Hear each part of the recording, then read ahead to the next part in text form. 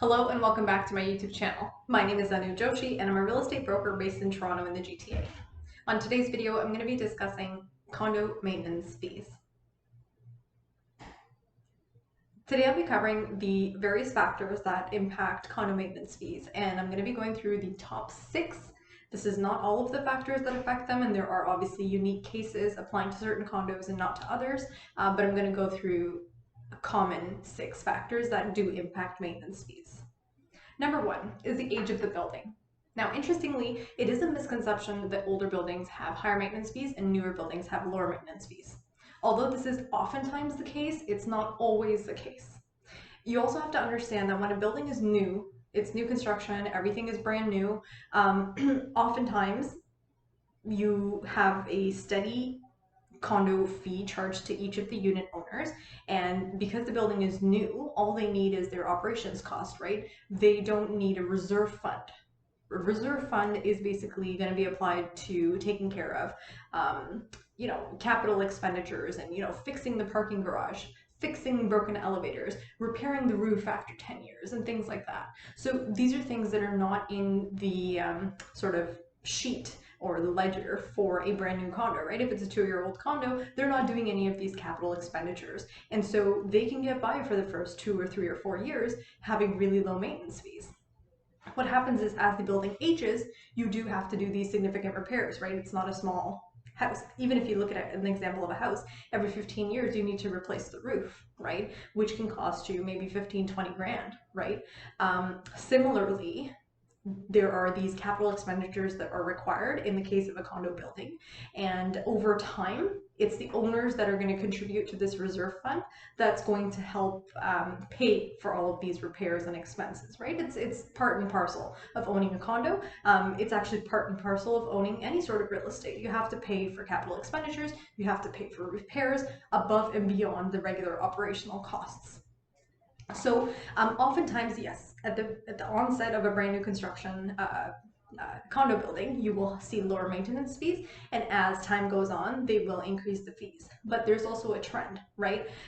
If you have a healthy building that's built up a healthy reserve fund, towards the middle age of the building, the maintenance fees will actually stabilize. They'll plateau in an ideal case. So then you're not seeing these year-over-year increases, right? And so at one point, it might actually make more sense to buy an older building with higher maintenance fees, but it's at a position where it's plateaued and they're not seeing increases every year, versus a brand new building that's 2 years old, has nothing in the reserve fund, and obviously repairs are going to start coming up, right, at year 5, year 7, year 10. And so then for the next 5 or 6 years, you're seeing maintenance fees go up every single year. So at the end of maybe 6 or 7 years, your maintenances have doubled, right, compared to the older building which had higher maintenance, but it didn't go up, right? So there's a number of factors to consider there. Number 2, we're discussing the type of amenities. So obviously, if the condo building has more amenities, it's going to be more expensive to maintain it. For example, a pool, right? Year-round pool indoor versus just an outdoor pool. The maintenance cost of those is very different. One is operational for 3 months, one is operational for 12 months. And you have to, contract that out. You have to have pool specialists come in and cleaning supplies and this and that. So just in the pool example, there's the building with no pool, which is not going to have that additional charge in the maintenance fees for that pool. Then you have buildings with indoor pools, which are super expensive because they're year-round. Then you've got the outdoor pool, right, which is not too expensive. You still have to maintain it sort of year-round, but really the operational sense, it's really only used for 3 or 4 months, so you're paying for the maintenance over 3 or 4 months. So the cost to the building totally is not as much. And then you have buildings that have both an indoor and an outdoor pool, right? So you can get quite a range. So the type of amenities, not just pool, but if you have tennis courts, if you have a gym, if you have a yoga studio, if you have guest suites, right? There's a ton of different amenities that are available in different condos, and definitely they do impact the amount of the condo maintenance fee. Number 3 is utilities being included in the condo maintenance fee. So another trend, and I want to go back to point number 1, right, in terms of the age of a building. Back in the day, in the 1970s, 1980s, 1990s, a lot of the buildings that were built in the Greater Toronto Area had, and still have, utilities completely included in the maintenance fee. So So the unit owner would pay the maintenance on a monthly basis, and their hydro bill, their water bill, their gas bill, all of these would be included in that. You don't have to pay anything additional, and the units are not billed separately, anything additional. The trend now for the past 10 or so years is builders have been building condos where each of the units are separately metered. Now what this means is you buy the condo, you still have to pay a maintenance fee, right? Because of all the other factors that we're discussing, there's still a condo maintenance fee. On top of that, you have to pay a gas bill. You have to pay a water bill to the region. You have to pay your electricity bill. And all of these things are billed on top. Why? Because utilities are separately metered for each and every condo unit. So if we take a building that has, let's say, $900 maintenance fee, but everything is included in it, and then you have another building, probably newer, and the utilities are separately metered, and your utility bill is coming to about $300 a month, right? If your condo fee without anything is $600, plus you're paying out of pocket $300 for utilities, you're back at 900, right? Your monthly expenses are still 900 versus this one, the older building that we talked about, where it was 900 all inclusive. They're really one and the same, just billed a little differently.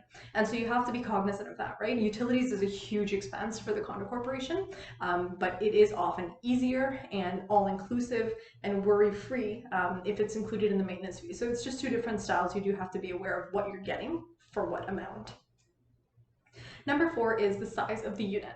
So almost always, condo maintenance fees will be billed to the owner based on their square footage. So the amount of real estate that you own within that condo building, you'll have a percentage assigned to your unit. And that percentage of the total expenses or the total maintenance fees that they're collecting, that percentage is going to be assigned to you as an owner, and you will pay that amount. So in any given building, you know, new or old, if we have a 1-bedroom unit that's 750 square feet, that owner will be billed, let's say the rate per square foot is $1, right? So they will be billed $750 per month. Now in the same building down the hall, if you have a 3-bedroom suite that's 1,000 square feet, at the same rate, $1 per square foot, that owner of that 3-bedroom is going to be billed $1,000 per month, right? Excuse me. So you have that big difference in the maintenance fees. The smaller unit, which is 750 square feet, is paying $750 per month. The other unit, which is 1,000 square feet, is paying $1,000 per month. So this is a super, simple example, but it does matter the square footage that you have. Oftentimes, balcony space is also included in your livable space, right? So most often the units in a building that have balconies will pay more in maintenance comparatively to units that don't have balconies. So if it's a 2-bedroom with a balcony versus 2-bedroom without a balcony, the balcony unit, even though the interior square footage is the same, the exterior square footage also gets added on. So the one with the balcony will always pay more in maintenance. Number 5 is whether or not a parking and locker is included. So this one's also interesting in a couple of different ways, okay? So you can have a parking that is separately deeded, which is it has its own title, it has its own entry in the land registry system, or you can have one that's exclusive use. Now, exclusive use is often the case for surface level parking lots and buildings that were just structured that way, right? It was just a choice that the developer made at the onset. So in the case of like a surface level parking spot, it would be exclusive use. You don't technically own that parking space, but you're exclusively using it because it's assigned to your condo unit. And so in that case, the square footage of that parking space or a flat fee for that parking space gets added to your monthly maintenance, right? So similarly, if we compare a 2-bedroom unit with no balcony and no exclusive use parking, we'll pay an X amount. And the same different 2-bedroom unit, same size, same everything as the other one, no balcony, nothing, same structure-wise, but it has an exclusive use parking, they will pay more in maintenance because of that exclusive use parking. And if you compare in condos, and I've actually done this in status certificates, if you look at it there, I've seen that units with 1 parking spot will pay X amount, units with 2 parking spots, exclusive use, will pay comparatively more. So it's literally per parking spot you get maintenance fee added on. So it's very clean and clear. If you want to know how your condo does this or how their layout is in terms of maintenance fees, order a status certificate from the from the property management company and check out the declaration. If you have any questions, let me know. Shoot me a quick DM. All my information is below. And I can show you where to find that information. It's super helpful to know when you're buying. It's also super helpful to know when you're selling. Okay, so this is important stuff that you should know about your condo. Last but not least, number 6, we're talking about the location of the building. So let's go away from condo apartments for a second and let's get into condo townhomes. So in a condo townhouse complex, more or less, most of the floor plans are pretty much the same, right? Or the builder will have like 2 or 3 different models and they just keep like looping it through and through, okay? So the location of the building impacting maintenance fees. The example that I can give to illustrate this is, let's say you have a parcel of land and it's one side is fronting onto a main road. The 2 other sides are fronting onto side roads. And the 4th side, the interior side, is actually backing onto a ravine. Okay, let's say there's nothing back there, no construction, nothing. It's a beautiful ravine, a beautiful forest. Obviously, when the builder sold those, the ravine lots were sold for a premium, right? Versus these other ones on the other C shape. Yes, the builder sold those for a premium. They will probably maintain their premium in the resale market, as oftentimes ravine lots do. But it's also possible that because of the location of these homes that are backing onto the ravine, it is also possible that they will pay proportionately more for maintenance than the other homes. And simply because it takes more effort to basically do landscaping back there, right? If there's a fence or whatever separating the ravine and whatnot, the lot setback might mean that those guys have larger lots, meaning that in the condo maintenance fee, the townhouse condo maintenance fee, you're paying for like snow removal and garbage removal and lawn maintenance and stuff like that, right? But the townhomes on these 3 sides have little teeny tiny lots and teeny tiny backyards, and that's all included in the maintenance fee. But these ones here backing onto the ravine, for whatever reason, they have the lot and then they have like additional space, right? Green space, which is part of the lot. But they own more technically, right? Or they have more access to that wider patch of grass that runs behind all those units.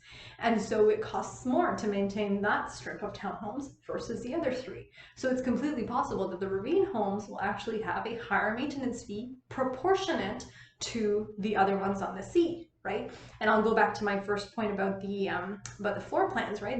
The builder just repeats the floor plans. So the same house on a ravine lot with this extra backyard space versus the same floor plan facing the road might have 2 different maintenance fees, and that is part of the reason. I hope this video was helpful for you. If you thought it was helpful, please give it a thumbs up and hit subscribe, because I do post videos like this all the time. And if you have any questions about condo ownership, whether you're buying a condo, selling a condo, living in a condo, investing in a condo, whatever it might be, send me a DM. I'd love to get in touch with you. Thank you so much for watching this video, and I'll see you on the next one.